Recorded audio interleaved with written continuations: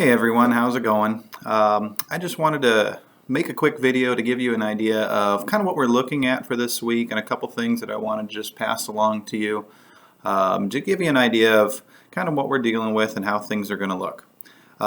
First of all, first thing I want you guys to be aware of is that on Friday we took that Chapter 9 test. I put those grades into Skyward. If you took the test Friday, you'll see a grade in Skyward. If you see it as a no count, that means that it did not raise your grade, or it kept it at the same at the very least. In a lot of cases, you guys might see that as a no count and think, oh my gosh, I did really poorly on that. For a lot of you, it lowered your grade by maybe a partial percentage, so less than 1%. It might have lowered your grade by about that much. A lot of you, it did raise your grade, but if you see it as a no count, that's kind of why. Remember, the idea there is, and I'm glad we did it, as it turns out, the idea there is that I didn't want to have to wait until we come back to normal school to take that test. Because who knows when that's going to be. As of right now, it's in 2 weeks, but there's a pretty solid chance I think it's going to be more than 2 weeks. I don't know for certain, but that's just kind of where I'm at right now with what I think might be happening. And so I wanted you guys to have a chance to get a test under your belt for that. Before we take this long break and come back and then have to take a test after learning some new stuff and everything. When we do come back, there will obviously be an opportunity to take that test again for everybody. That'll be one of the first things we do. We won't do it on the very first day we come back, but one of the things we'll do after we get back is we'll take that Chapter 9 test again. And then whichever of those two grades, between the one we took on Friday and the one we take in the future, whichever one's better, at that point, that one will go into the grade book as your Chapter 9 test grade. After that, you will still have the opportunity to retake it like we do on a normal test. So there would be some kind of requirement for you to fulfill, and then you'd have the opportunity to retake that test. So like I said on Friday, you are going to have basically 3 attempts at taking that test, the first of which happened on Friday, and then the 2 more that will come in the future at some point. So just want to talk about that real quick in case you're wondering. While we're out, we are going to be starting our next chapter. I gave you the notes packet on Friday. Second hour kids, I forgot to give it to you in class. Hopefully I caught all of you.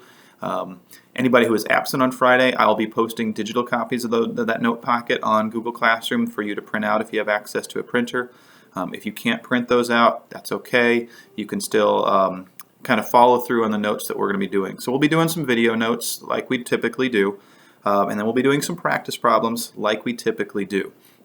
The practice problems I'll be posting digitally, so you'll have the opportunity to print those out again if you have access to a printer, or if you can't print them out, then maybe you can just copy down the diagrams real quick on notebook paper and work through them.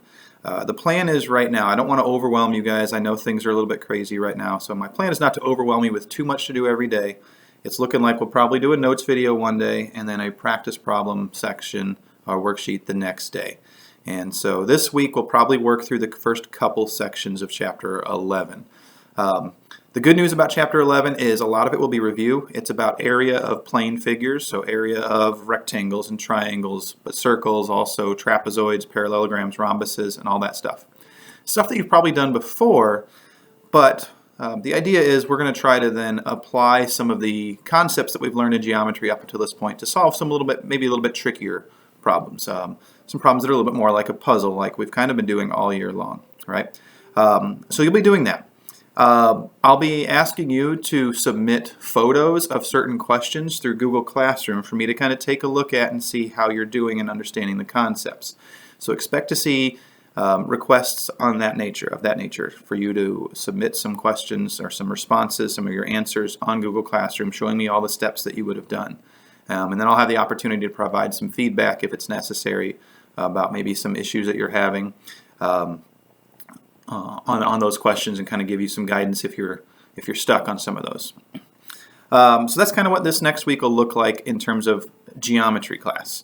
One other thing, a lot of you are already joined on the Remind account, so if you look right up there, if you're not joined on the Remind.com account, you can join by texting that code up there, and that's a great way. If you have a question, you can text me through the Remind account if you have a question or you're working on anything. You can always email me too, but I might respond a little bit quicker to the Remind account texts It might not be immediate, okay? I'll be at home with my kids and I'll be doing stuff with them. So if I don't respond right away, just try and be patient with me and I'll try and get back to you. If it's easier for me to email you back, I'll kind of text you, say, hey, I shot you an email with some information. So you can go that route if you guys have questions. The last thing I want to address with you guys is just about this whole situation. So I've talked a lot about how school is going to work. I just want to talk for a minute about how I'm seeing this, some of the important stuff I want you to think about in these next coming weeks. First of all, please take this seriously. It's easy to look at the situation we're in. It's unprecedented. None of us have dealt with this before. I think what you're seeing through the government and through the state government and the federal government is an overabundance of caution, because that seems to be what is necessary right now. So take everything that you're hearing seriously. If you are around people perhaps that are not taking it seriously and are showing some frustration with some of the requirements, like the restaurants closing and schools getting canceled and things like that, I would have a discussion about why perhaps this is all necessary. I would say follow any kind of social distancing guidelines that you're hearing come out. That idea of not gathering in large groups, it's going to be hard, but I would advise you against, getting together with groups of friends and coming into that close contact with people, because while you yourself may not be getting sick and having major complications from what could come down the pipeline from this virus, there are people that you care about, there are people that you love, there are people that your friends care about and that your friends love who could be impacted by this. So keep those people in mind as you're considering whether to go along with the social distancing guidelines and all the ideas that are coming out and being encouraged for you to follow by people, like by the scientists and the CDC and things like that. Take all that stuff seriously, please, because there are people that you care about who that stuff is really going to matter to. When it comes to yourself, make sure you are also taking care of yourself and your mental well-being. I'm not talking about, obviously we want to wash our hands and do all that stuff, but take care of your mental well-being. I think that's going to be very, very important in the next couple weeks. Right now, we're just at the beginning of this kind of uncharted territory. As we get deeper and deeper into it, I think we're all going to feel perhaps, we might feel a little bit more stress from what's happening. So do what you got to do to try and take care of your mental well-being. Take a walk. Go out and get some exercise. Make sure you're not over-consuming social media. If you want to get information about what's happening, I encourage that. If that's something that makes you feel better, if you're like me, that does. I like to have information. Try and get it from a reliable source. Don't just believe everything you see on all the different social media platforms. Try and get your information from a reliable source. And I think the biggest thing is going to be to find some normalcy where you can. Find the things that make you feel, a little bit grounded, and that you have a little bit of normalcy. And whether that be to watch a show, whether that be to engage in a hobby that you enjoy, get outside, do those things like I discussed, take a walk, get some exercise, try and find some normalcy in all that. And if you're struggling, reach out to the friends and the adults around you, myself if you need to. Don't be afraid to text me with a non-math related question if you just need, have something that you need to get off your chest and have a question or anything like that. Reach out to us, your teachers, the adults in your lives. If faith is an important thing to you, reach out to your leaders of your faith, your pastors, your youth ministers, and things like that. If you feel like that's something you need to do. Okay.